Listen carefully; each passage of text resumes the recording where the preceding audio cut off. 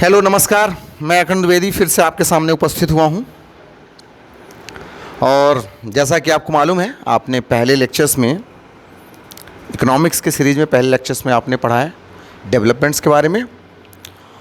और डेवलपमेंट्स के रिगार्डिंग जितने भी ओवरव्यूज़ हुए हैं उसके रिगार्डिंग हमने थोड़ा बहुत चर्चा की है।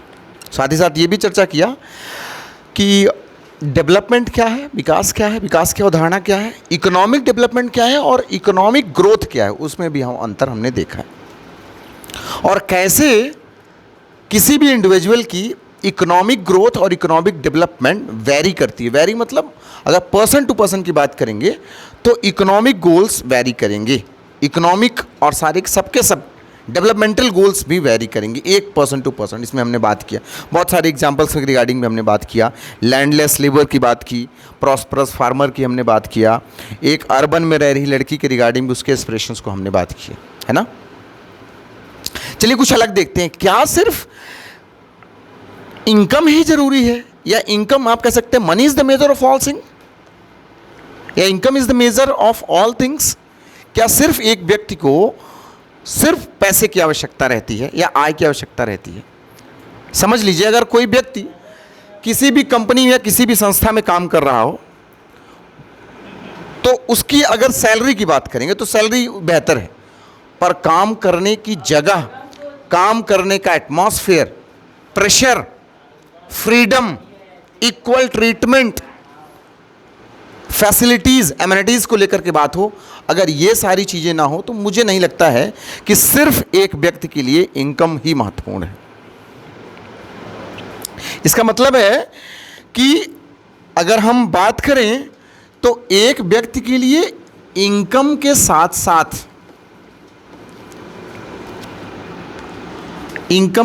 साथ अदर गोल्स की भी आवश्यकता महसूस होती है। गोल्स, अदर लक्ष्य भी होते हैं। इनकम तो होता ही है क्योंकि मनी एक बेसिक नीड है ना लोगों की आवश्यकताओं को पूरा करने के लिए। Money is the measure of all thing. जैसे कि आप ये कहें कि मनी को आप लिख सकते हैं मटेरियलिस्टिक थिंग्स में, भौतिकवादी वस्तु, मटेरियलिस्टिक थिंग आ जाएगा आपके मनी में। मटेरियलिस्टिक थिंग्स में कौन कौन सी चीज़ें आएंगी? जैसे स्टार्स में हम बात करें, सबसे पहले आपकी आ जाएगी मनी। दूसरी अगर आप बात करेंगे तो इसमें आपका कार। तीसरा बात करें तो इसमें आपका घर, हाउस। फोर्थ अगर बात करें तो इसमें कोई भी थिंग्स जिसको आप सेल या बाय कर सकते हैं, ये मटेरियलिस्टिक थिंग्स हैं। क्या एक व्यक्ति के लिए सब मनी या इनकम ही बहुत ज़्यादा आवश्यक है? मुझे ये लगता है कि मटेरियलिस्टिक थिंग्स के अलावा कुछ व्यक्ति के अन्य भी आवश्यकताएं होती हैं जिस पे लोग डिपेंड रहते हैं। इनकम्स एंड अदर गोल में अगर हम बात करेंगे, एक व्यक्ति को कहीं पे अगर वो रह रहा है तो उसे फ्रीडम मिलनी चाहिए, फ्रीडम, आज़ादी।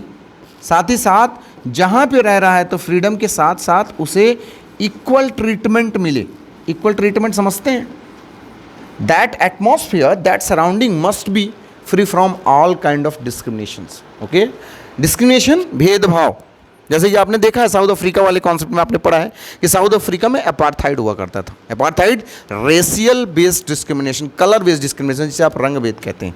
तो एक व्यक्ति को मनी, जिसे आप कह सकते हैं धन के और आय के अलावा आज़ादी की भी आवश्यकता होती है, इक्वल ट्रीटमेंट, साथ ही साथ एक पॉल्यूटेड फ्री एटमॉस्फेयर चाहिए। पॉल्यूटेड फ्री एटमॉस्फेयर, लस ग्रीन कैंपस जिसे आप कहते हैं। आप देखते हैं जहाँ भी कहीं भी कोई कैंपस होता है संस्था का तो लस ग्रीन कैंपस होता है, एटमॉस्फेयर, क्योंकि लोगों को वहाँ जब पहुँचते हैं तो एक अलग ही रिफ्रेशमेंट की फीलिंग आती है। साथ ही साथ अदर एमेनिटीज़ होनी चाहिए। अदर एमेनिटीज़ जिससे आप सुविधाओं की बात करते हैं, जिससे आप फैसिलिटीज़ कहते हैं। अदर एमेनिटीज़ मतलब क्या कहूँ मैं, कहूँ अगर पोर्टेबल वाटर ठीक तरीके से मिल रहा है, portable water, okay. Job security मायने रखती है। आप सेकंड चैप्टर में हम पढ़ेंगे फॉर्मल सेक्टर्स की और इनफॉर्मल सेक्टर्स की भी विशेषताएं हम पढ़ेंगे सेकंड चैप्टर में। जॉब सिक्योरिटी होना चाहिए, पोर्टेबल वाटर होना चाहिए, आपका वर्किंग एटमॉस्फेयर अच्छा होना चाहिए। जहाँ पे भी आप काम कर रहे हैं, पढ़ रहे हैं, तो वहाँ भी आपका एटमॉस्फेयर, हेल्दी एटमॉस्फेयर होना चाहिए। वर्किंग एटमॉस्फेयर आपका कैसा होना चाहिए? हेल्दी एटमॉस्फेयर होना चाहिए। तो ये सारी चीज़ें भी मायने रखती हैं। एक व्यक्ति के लिए सिर्फ पैसा या इनकम वो तो महत्वपूर्ण है ही, पर हम क्या ये कहें कि पैसे अलावा कि ये सारी चीज़ें हम इग्नोर कर सकते हैं? बिल्कुल नहीं, ये इग्नोरेबल नहीं है। तो जब इग्नोरेबल नहीं है तो फिर लोगों की सोच, जो इंडिविजुअल टू इंडिविजुअल जो आप जानते हैं परसेप्शन है रिगार्डिंग देयर गोल्स, वो आपको चेंज आ जाता है। तो चेंज कैसे आता है? इन सारी चीज़ों को वो एक मिश्रित रूप में सोचने लगते हैं, जिसे एक नया कॉन्सेप्ट दिया गया, मिक्स ऑफ गोल्स।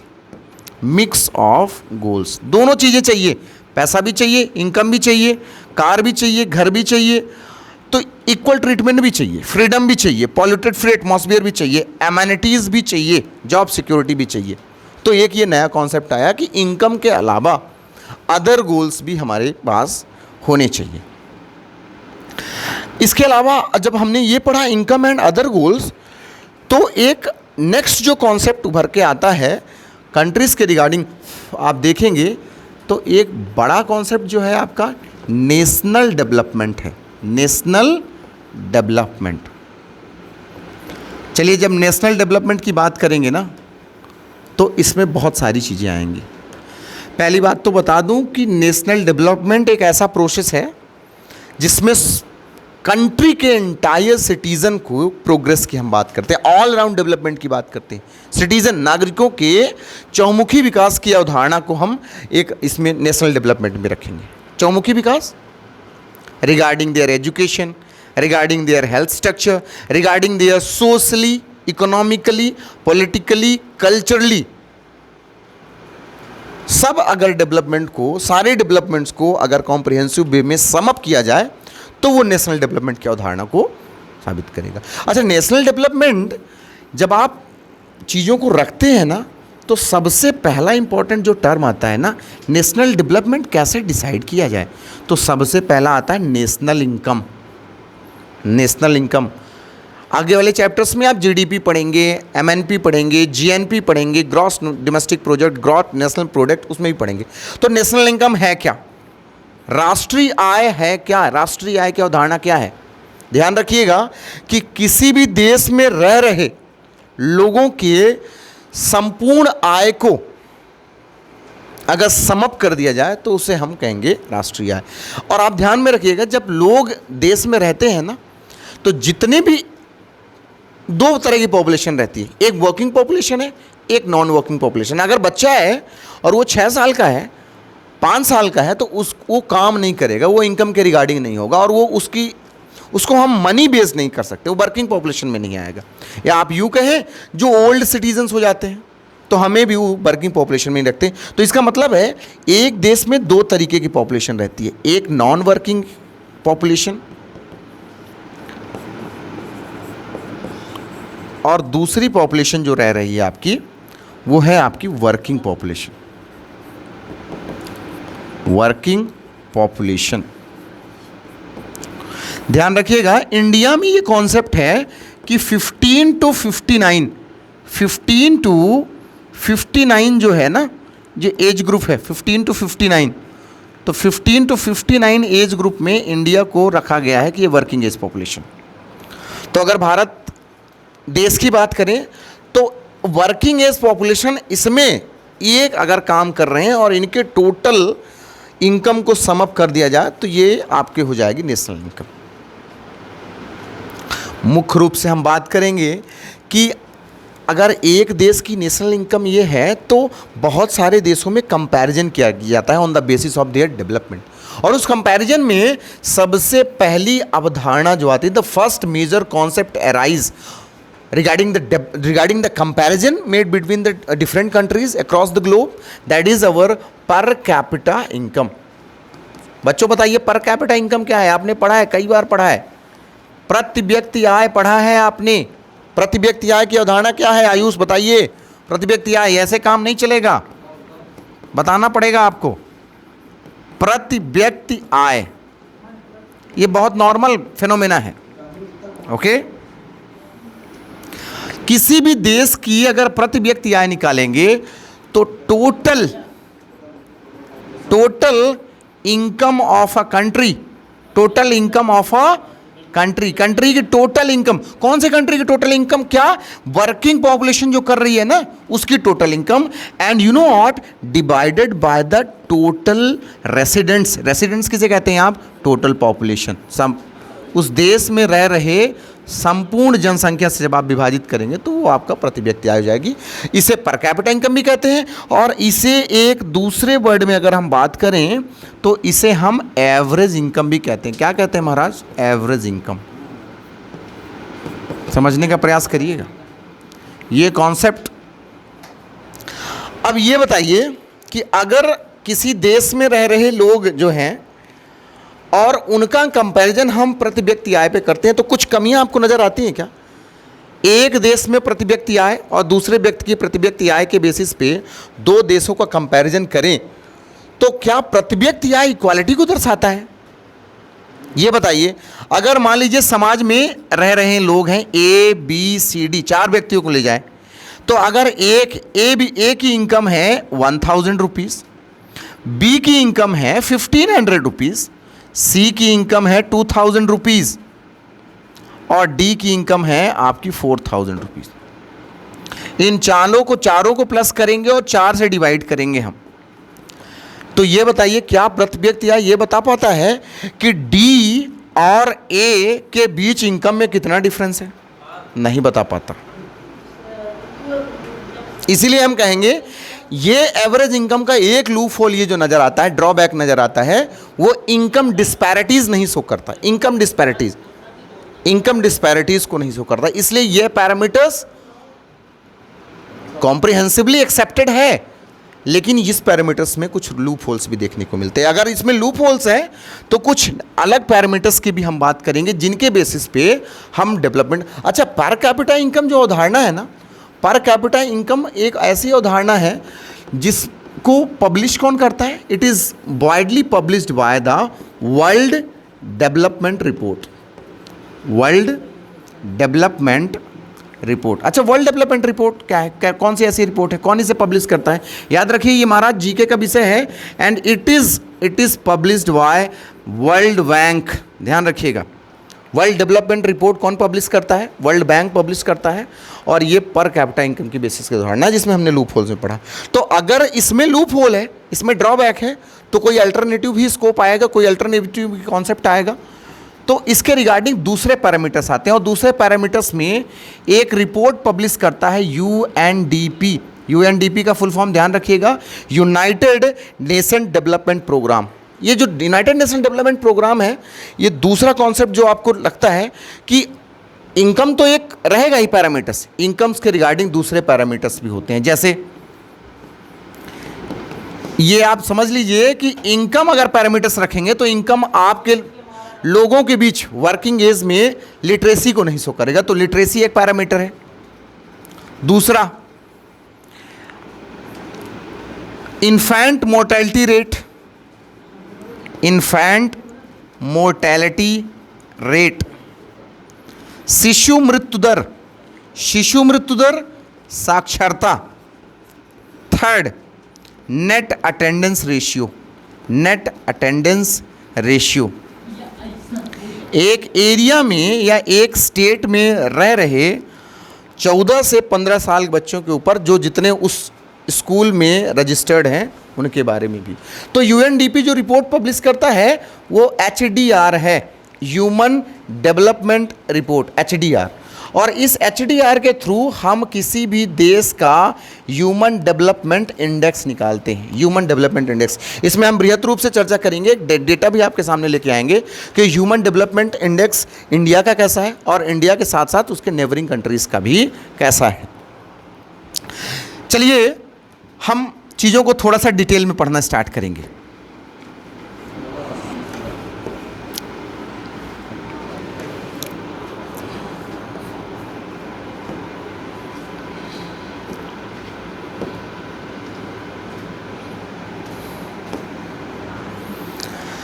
जैसा कि मैंने आपके सामने रखा था कि income and other goals, money is considered to be the basic need of the people. Money जो है लोगों की बेसिक नीड हो सकती है।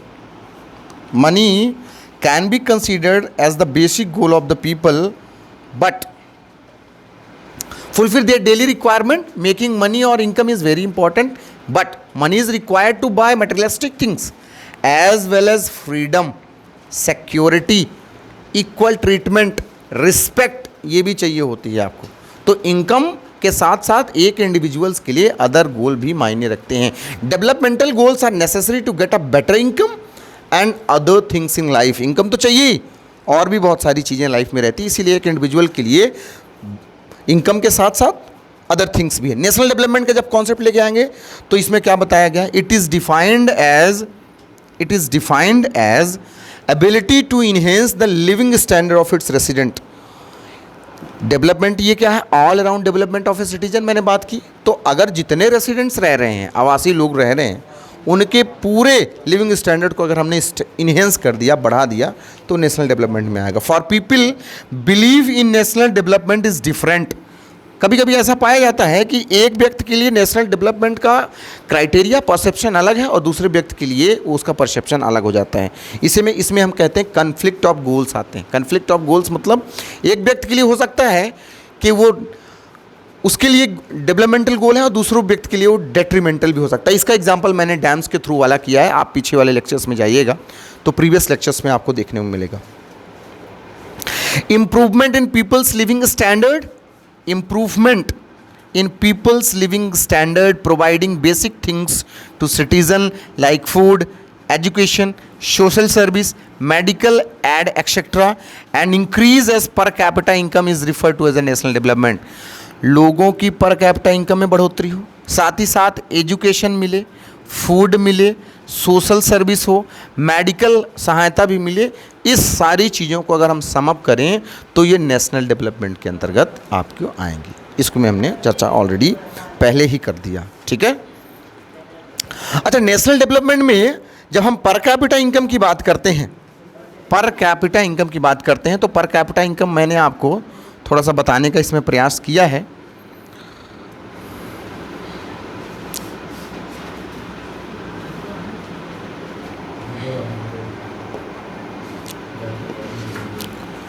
इनकम इज की फीचर टू कंपेयर कंट्रीज. अगर अलग अलग देशों के बीच हम कंपैरिजन करेंगे तो बेसिक फीचर क्या हो जाता है? इनकम हो जाता है. बेसिक फीचर क्या हो जाता है? इनकम हो जाता है. जैसा कि हमने बात किया कि किसी दो विभिन्न देशों के बीच जब हम कंपैरिजन की बात करेंगे तो उसमें इनकम एक बेसिक फीचर हो जाता है, और इसी इनकम को लेकर के अलग अलग देशों के बीच कंपैरिजन किया जाता है. हमने एवरेज इनकम पढ़ा. अब एवरेज इनकम को पब्लिश कौन कर रहा है? World development report. Development report कहाँ से आती है? वर्ल्ड बैंक की रिपोर्ट है. अच्छा, इसमें एक डेटा समझिएगा. अकॉर्डिंग टू 2017 यूएस डॉलर के रिगार्डिंग 12,236 जिस देश की एवरेज इनकम है उसको रखा गया रिच कंट्रीज में रखा गया. अब रिच कंट्रीज़ के एग्जांपल्स की बात करेंगे तो इसमें आपका एक तो आ जाएगा यूएसए, एक आ जाएगा द यूके, और यू नो व्हाट, इस समय जो ये अरेबियन कंट्रीज़ है ना, ये भी आप एक डेवलप्ड या रिच कैटेगरीज में आएंगे. दूसरा जो क्राइटेरिया रखा गया कि अगर वो कंट्रीज जिनका यूएस डॉलर एवरेज इनकम 1026 से कम है तो वो लो इनकम में रखी जाएंगी. किस में रखी जाएंगी? लो इनकम कंट्रीज़ में. अफ्रीकन कंट्रीज़ बहुत सारी ऐसी हैं जो लो इनकम कंट्रीज़ हैं, बहुत सारी, जैसे जाम्बिया देख लीजिए, सूडान देख लीजिए, बहुत सारे, मोजाम्बिक देख लीजिए, ये आपके लो इनकम कंट्रीज़ में आएंगी. तीसरा, हम अपने भारत देश की बात करते हैं. हमारे भारत देश की जो इनकम है यूएस डॉलर लगभग 1800 समथिंग है, 1800 कुछ समथिंग है. तो 1800 समथिंग में हम इंडिया को किस में रख पाएंगे? लो इनकम में तो हम नहीं रख सकते, ना ही रिच कंट्रीज में रख पाएंगे, तो लोअर मिडिल इनकम में आएगी. लोअर मिडिल इनकम कंट्रीज़ में हमारी इंडिया आती है. लोअर मिडिल इनकम कंट्रीज, इसका मतलब है कि ये कंट्रीज़ डेवलप्ड हैं, दूसरी अंडर डेवलप्ड है, और तीसरी इंडिया जो है डेवलपिंग कंट्रीज स्टेज में आएगी. किस में आएगी? डेवलपिंग स्टैंडर्ड्स में आएगी. नेशनल इनकम पहले ही चर्चा कर दिया मैंने. It is sum of the total value of the country's goods and services produced in a year and country has a different population rate, अलग अलग कंट्री के अलग अलग पॉपुलेशन रेट है. So national income can not be consider to compare between different countries. ये हो ही नहीं सकता. मैंने आपको पहले ही बताया था कि इनकम डिस्पैरिटीज के बारे में ये चर्चा ही नहीं करता, बताता ही नहीं. Per capita income it is also called average income. जैसा कि मैंने आपको पढ़ाया है कि total income of a citizen divided by the total population, it is per capita income. The average income of the country is ratio of overall income of the country to the overall population of the country. Okay? जैसा कि ये आपको दिया गया है, आप देख सकते हैं. Total population, countries total income upon total population average income. World development report है, ये मैंने आपको पहले ही चर्चा कर दिया है. और जब डेटा के रिगार्डिंग हम बात करेंगे, जब बात करेंगे तो ये आपको डेटा दिया गया है 2017 के. कंट्रीज भी था अपर 12,056, इसको हम क्लासीफाइड करेंगे रिच कंट्रीज़ में. और जिस कंट्री की इनकम जो है 1,000 से लेस हो, उस कंट्रीज़ को हम लोअर मिडिल इनकम में रखेंगे. ओके, आज का लेक्चर यहीं तक रहा. और मैं आपसे ये कहूँगा कि अगर आगे के लेक्चर्स हमें देखना हो या आगे के लेक्चर्स के बारे में आपको पता करना हो तो हमारे ऐप पर विज़िट करें. हमारा ऐप जो है KNET है, आप डाउनलोड कर सकते हैं ऐप स्टोर से. और साथ ही साथ SST के लेक्चर्स इसी तरीके से आपको हर एक सब्जेक्ट में डिफरेंट देखने को मिलेंगे. आप सीधे प्ले स्टोर से हमारा ऐप भी डाउनलोड कर सकते हैं, कोर्सेज परचेज कर सकते हैं. और यदि आपको पर्सनली सिर्फ सोशल स्टडीज़ के लेक्चर्स को पढ़ना हो तो आप मेल कर सकते हैं डायरेक्टली. तब तक के लिए देखते रहिए और नेक्स्ट वीडियोज़ में हम मिलेंगे नेक्स्ट लेक्चर्स को लेकर के. तब तक के लिए धन्यवाद.